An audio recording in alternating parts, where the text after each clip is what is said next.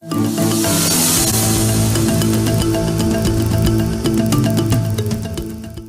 Anda kembali bersama kami dalam Saling Silang. Kita juga sebenarnya masih terhubung dengan Pak Yayat Supriyatna ya. Tapi saya ke Pak Sudirman Said dulu, karena tadi Pak Yayat menyinggung adanya dualisme begitu ya.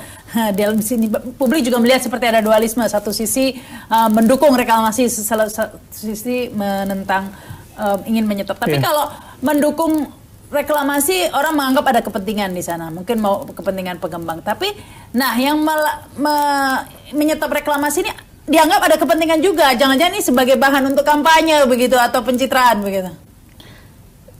Yang paling baik sebenarnya mendengar ahli teknis itu, dan tadi di forum diskusi di gedung MPR kita mendengar penjelasan sangat gamblang dan sederhana dari Profesor Muslim Mukmin dari ITB, ahli teknik kelautan. Sangat jelas bahwa segala macam aspek dari lingkungan hidup, dari pengelolaan pantai, dari pengelolaan arus sungai, segala macam itu, beliau mengatakan begini, saya ini ahli teknik kelautan dan pasti saya mencintai reklamasi karena memang itu pekerjaan saya. Tapi terhadap Teluk Jakarta ini, saya menolaknya gitu.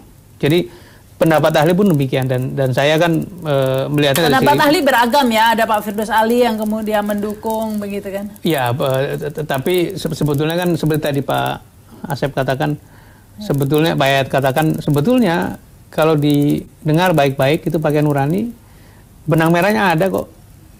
Yang ngotot itu siapa-siapa dan kepengen apa gitu ya. Sementara yang bertahan untuk mengatakan kembali ke aturan, jaga lingkungan, bela kepentingan nelayan rakyat itu juga ada basisnya yang kuat gitu. Jadi bukan ingin menarik simpati publik begitu Pak ya?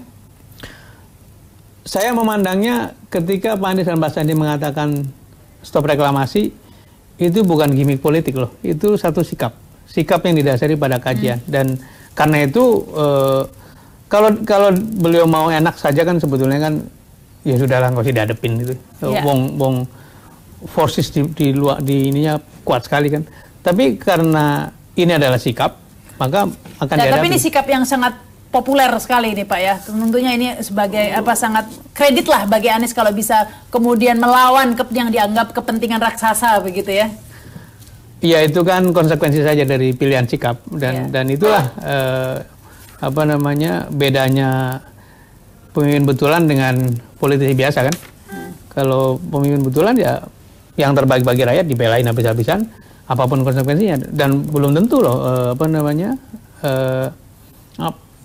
hal-hal ini tidak menyulitkan Pak Anies, tapi menurut saya beliau berdua akan cukup kuat lah. Ini sudah ada Pak Yayat lagi. Ya Pak Yayat, tadi kita sudah sempat berbincang dengan Pak Sudirman Said ya ketika break tadi, bahwa memang sudah disiapkan di pulau-pulau ini, tadi Anda sebutkan RT-nya semua, bahkan NJOP-nya begitu Pak ya. Yang ini juga bermasalah kemudian karena hanya 3,5 juta begitu. Ya, ini kita mengatakan ini kan pulau buatan. Pulau buatan itu otomatis ada biayanya. Kedua, dalam peletakan dalam struktur ruang kota, dia akan jadi apa? Kalau pulau itu menjadi zona bisnis, otomatis pasti NJOP-nya berubah.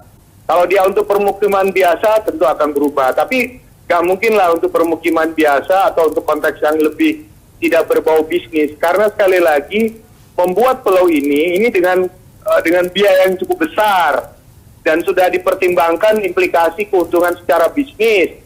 Tapi kalau misalnya dalam hal ini pengembangannya dalam konteks yang tidak terlalu mendorong ke arah ekonomi, mungkin agak berat, kecuali tapi tadi dibandingkan di daerah sekitarnya yang 20 juta begitu Pak? Iya, kecuali kalau tadi saya mengatakan diambil alih oleh pemerintah Pemprov DKI, dibeli atau dikelola. Kemudian peruntukannya didorong pada konteks kawasan yang memang dalam konteks ini untuk ruang terbuka hijau, permukiman masyarakat, nelayan, pariwisata, dan tidak dikembangkan pada kawasan yang memang menjadi pusat bisnis baru. Tetapi pertanyaan yang paling mendasar adalah nanti sudah dibuat dan dibangun selanjutnya akan jadi apa? Itu menjadi PR juga. Karena sekali lagi Pemprov DKI itu kan bukan corporate. Kalau corporate pasti bertimbang pada sisi keuntungan apa yang didapat dari pulau ini. Tapi kalau pemerintah DKI itu sebagai badan publik yang tanggung jawabnya kepada masyarakat, maka pilihan pembangunannya adalah untuk kepentingan publik. Jadi pilihan yang paling wajar ya ambil alih saja dan ganti kalau memang sanggup. Nah ini menurut Anda sanggup nggak nih Pak Sudirman? Saya ke Pak Sudirman Said lagi. Bahwa ya harusnya secara logis ya memang harus mengambil alih dalam arti membeli gitu ya. Ada dua aspek ya. Satu soal pengelolaan ke depan. Apakah nanti diambil alih, apakah nanti negosiasi itu sesuatu yang itu kan policy ke depannya. Jadi saya nggak bisa komentar. Tapi hal yang penting adalah apabila nanti dibuktikan ada pelanggaran hukum yang mesti ditindak. Nah ini sesuatu yang menurut saya tidak bisa dipisahkan gitu. Masa iya orang yang melakukan tindakan pelanggaran hukum kemudian mengklaim kepada pemerintah untuk diganti, itu kan sesuatu yang logika publik pasti akan terganggu. Tapi pemerintah saya kira baik pusat maupun di DKI juga tidak akan sembrono. Tadi saya kira beberapa contoh penggunaan memberi solusi bahwa memang kalau mengikuti Undang-Undang 27 tahun 2007, prioritas penggunaan pulau-pulau kecil atau pulau-pulau buatan itu bukan semata-mata untuk komersial, tapi lebih kepada public use gitu. Jadi kalau kita ingat ya waktu Ahok menggusur di bantaran sungai karena itu kan menempati tanah negara, masa mau diganti rugi begitu ya? Bisa ini yang saya betul-betul terganggu betul dengan itu, karena saya beri contoh kemarin di Condet itu orang bangun digusur gara-gara IMB nggak ada gitu ya. Kemudian tadi, orang yang menempati tanah-tanah negara digusur begitu saja. Bahkan terusir dari kehidupannya dan menderita gitu. Tapi ini kan sebetulnya by definition melanggar hukum juga. Kok perlakuannya tidak sama gitu. Jadi ini juga menjadi soal yang harus diluruskan gitu. Ini sebetulnya pemerintah bekerja untuk siapa? Kalau bekerja untuk rakyat, pasti juga ada perlakuan yang sama, baik yang kaya, yang miskin, yang setengah miskin, hukum mesti ditegakkan gitu. Jadi yang dicontohkan Rahmat tadi menurut saya sangat menyentuh, karena masa iya kita kepada orang-orang kecil yang satu-satunya hidup di situ kemudian sangat tegas gitu, tapi kemudian kepada yang berlebih-lebihan bahkan mendapatkan benefit yang lebih dari kewajaran gitu kemudian seperti lunak gitu. Ini sesuatu yang menurut saya, dan kemudian Pemprov harus membeli begitu ya. Nah apalagi tuh belakangan sudahlah bangunnya melanggar aturan, kemudian begitu selesai pemerintah suruh beli. Ini sesuatu yang pasti akan ditolak oleh publik gitu. Baik, kita harus break dulu ya. Ini terima kasih Pak Yayat sudah bergabung bersama kami. Selamat malam.